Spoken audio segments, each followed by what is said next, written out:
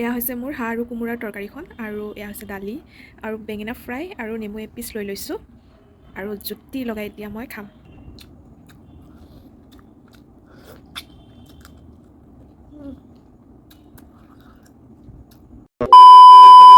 Hello' everyone, নমস্কাৰ শুনিব পুনৰবাৰ মোৰ চেনেলটোলৈ আপোনালোক সকলোকে স্বাগতম জনালোঁ মোৰ অন্য এটি নতুন ভিডিঅ'ত। আজি সকলোৰে প্ৰিয় বুলিয়ে ক'ব পাৰি আৰু মানে বহুতৰে প্ৰিয়, অসমীয়াৰটো বহুত প্ৰিয় হাঁহ আৰু কোমোৰাৰ জুতি লগা ৰেচিপি এবিধ লৈ আহিছোঁ আপোনালোকৰ মাজত। তো ভিডিঅ'টো স্কিপ নকৰি আপোনালোকে চাই গৈ থাকক মই নিজৰ ষ্টাইলত কি ধৰণে হাঁহ আৰু কোমোৰা বনাওঁ। তেতিয়াহ'লে বলক দেৰি নকৰি ভিডিঅ'টো ষ্টাৰ্ট কৰোঁ। প্ৰথমতে আপোনালোকক হাঁহটো দেখাই লওঁ বলক। চেল্ল' গাইজ, হাঁহটো দেখাই আছোঁ আপোনালোকক। এইটো হাঁহটো বান্ধি থৈ দিছোঁ, গাঁৱৰ পৰা লৈ আহিছে হাঁহটো। সি একোৱে খোৱা নাই, পানী দিছোঁ নাই খোৱা, ভাত দিছোঁ নাই খোৱা, মন বেয়া চাগে তাৰ।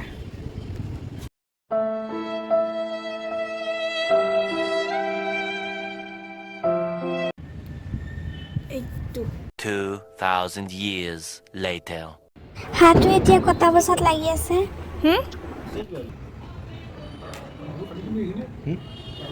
কিনা হাঁহৰ টুটলৈ মঙহ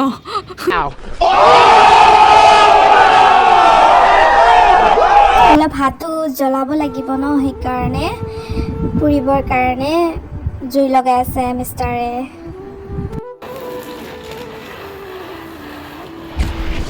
এন্ধাৰ হ'বলৈ ধৰিছে, এন্ধাৰ। এইটো মোনটো হাঁহটো পুৰা কাটা বছৰত লাগি আছে যিবোৰে।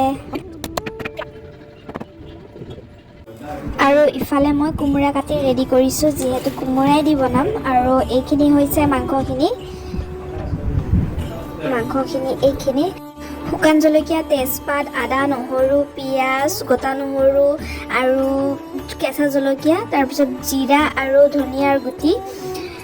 এইখিনি মই একেলগে আদা নহৰুৰ লগত গ্ৰেণ্ড কৰি ল'ম এতিয়া।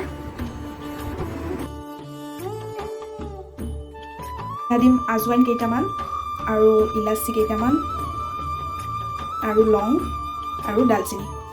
এইকেইটা গৰম মছলা মই তেলতে দি দিম, তেজপাত আৰু শুকান জলকীয়াৰ লগত। চৰি ফ্ৰেণ্ডছ, মই ভিডিঅ'টো আধাৰ পৰা আৰম্ভ কৰিবলগীয়া হ'ল, কাৰণ মোৰ মোবাইলৰ ষ্টেণ্ডটো এখন মানে তিনিটা ভৰি থাকে ন, এখন ভাঙি আছে। গতিকে মই মোবাইলটো এখন হাতেৰে ধৰি ভিডিঅ' কৰিব লগা হৈছে আৰু বহুত জল্দিকৈ বনাবলগীয়া হ'ল যিহেতু চব্জিখন। গতিকে মোৰ ভিডিঅ' কৰিবৰ কাৰণে অকণমান থাকি গ'ল। গতিকে মাংসখিনি দিয়াৰ পিছত মই প্ৰায় 20 মিনিটমান সময় কম জুইত মাংসখিনি মই উলট পালটকৈ ধুনীয়াকৈ সুন্দৰভাৱে ভাজি ল'লোঁ। ভাজি লোৱাৰ পিছত আপোনালোকে ভিডিঅ'ত চাওক। গেছটো পুৰা কমাই মই কম জুইত উলট পালট কৰি সুন্দৰভাৱে 20 মিনিট সময় ভাজি লোৱাৰ পিছত মই ইয়াতে এড কৰিম এতিয়া আলু। আৰু আলুখিনি আধা সিজা হোৱালৈ মই এতিয়া সুন্দৰভাৱে ভাজি ল'ম।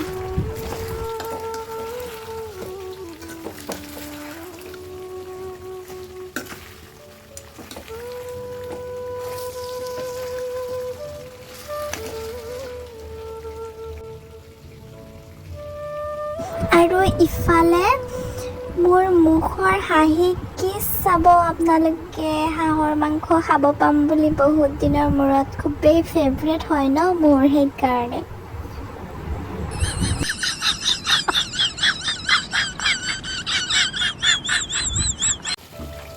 দেখিবলৈ পাইছে মাংসখিনিৰ পৰা কি ধুনীয়াকৈ তেল বিৰিঙি আহিছে। এতিয়া আলুখিনিও আধা সিজি গৈছে, গতিকে মই এতিয়া ইয়াতে এড কৰিম কোমোৰাখিনি।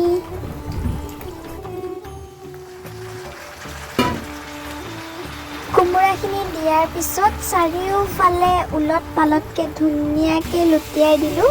তাৰপিছত হ'ল এনেধৰণৰ। এতিয়া মই ঢাকনি লগাই দিম। জুইটো কিন্তু মই কমেই ৰাখিছোঁ। ঢাকনিখন খুলি চালোঁ, এয়া দেখিবলৈ পাইছে কোমোৰাখিনি প্ৰায়ে সিজি গৈছে। ইয়াতে এতিয়া মই এড কৰিম উতলা গৰম পানী। এতিয়া পানী দিলোঁ, পানী দিয়াৰ পিছত দেখিবলৈ পাইছে এনেধৰণে হ'ল। কালাৰটো খুবেই ধুনীয়া হৈছে। মই যিহেতু ৰেড চিলি পাউডাৰো ইউজ কৰা নাই, তথাপিও আৰু 10 মিনিটৰ বাবে এতিয়া ঢাকনি লগাই দিলোঁ। এইফালে মই দালি বহাই দিছোঁ আৰু ঢাকনিখন খুলি চালোঁ। তাৰপিছত মই গৰম মছলা পাউডাৰ ছটিয়াই দিলোঁ। তাৰপিছত নিমখ কম হৈছে, নিমখ এড কৰিলোঁ ইয়াত। এইখিনি দিয়াৰ পিছত মই এতিয়া অকণমান সময় উতলিবলৈ দিম। তাৰপিছতে হৈ যাব মোৰ চব্জিখন ৰেডি।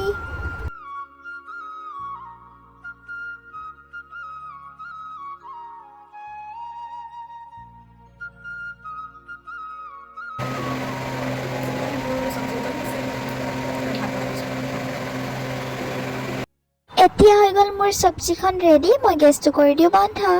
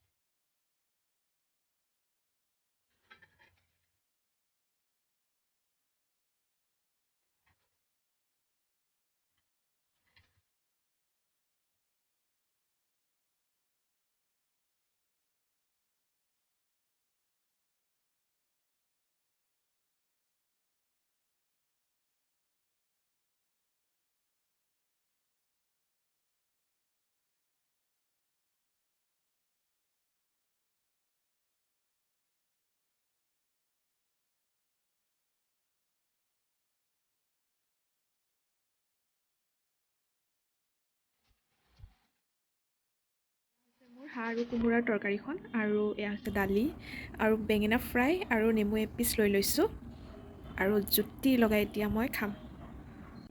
এতিয়া মই খাবলৈ ষ্টাৰ্ট কৰোঁ।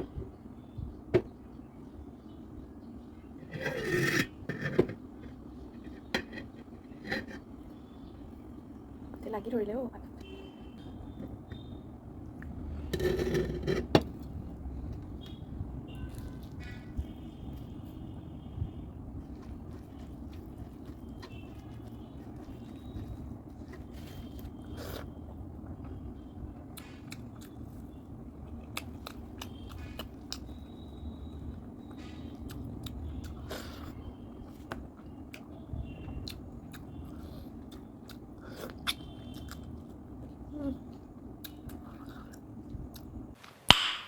Nice.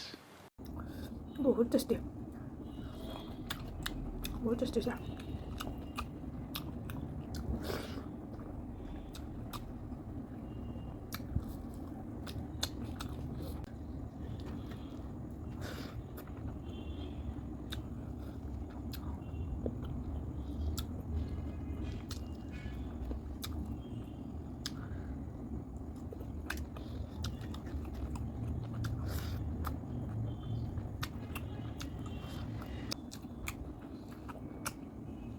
এইটো কোমোৰা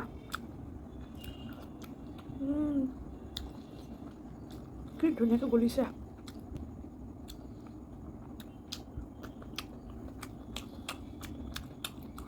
বাপৰে,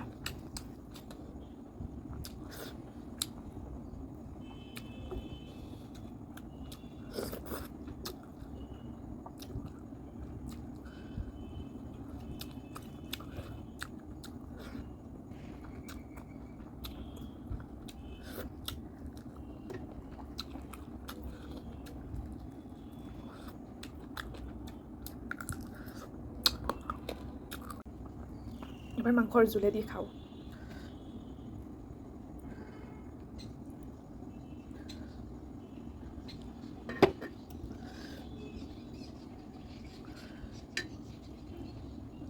কোমোৰা কেইপিচ মানে খাই বেছি ভাল লাগিছে।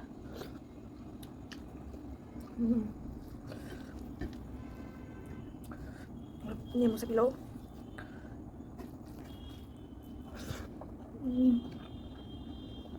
ৱাও,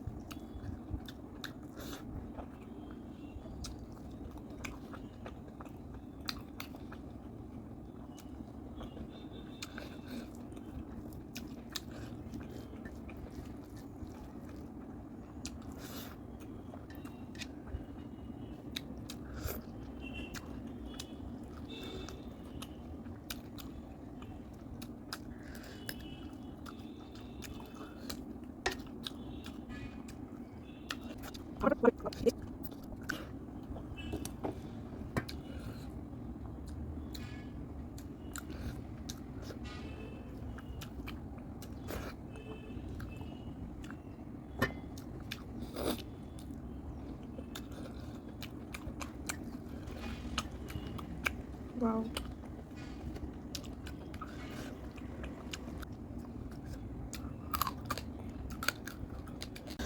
হাৰ্ডিটো চবাই ধুনীয়া লাগে।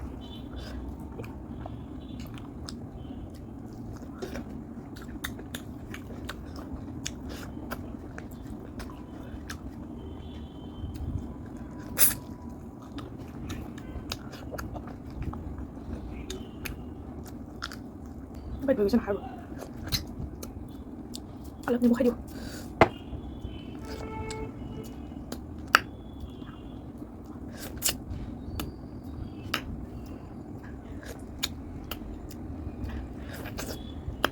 Bye bye guys.